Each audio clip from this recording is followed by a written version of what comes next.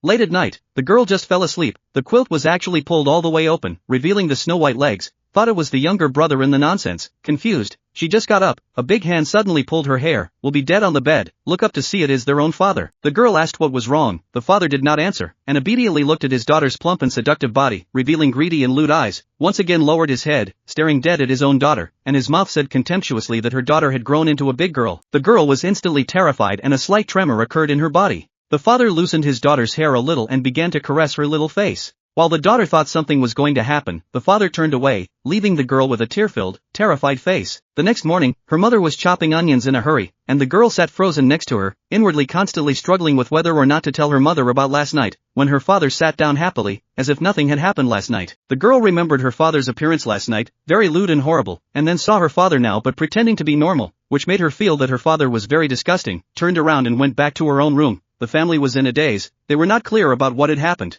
At this point the mother heaved the casserole on the table again, which confused the family even more. She then took a big bite of her food and stretched her neck out, chewing deliciously. The youngest son took a bite of the egg roll and then spat it out. It tasted too salty. The mother grabbed the egg roll and put it in her mouth in one go, and after tasting it said that it didn't taste salty at all and held out her hand to get her son to eat it in. The son didn't want to eat it, so he looked at his father, who said not to eat it if he didn't want to. Unexpectedly, the mother's eyes suddenly became extremely cold. She spilled the food on the table, and pushed the plate off and broke it. At this point, the son was scared and trembling. The mother became more crazy. She slapped the table and said why the son does not know gratitude. The son was so scared that he bawled. But they could not have imagined that this is just the beginning of the nightmare.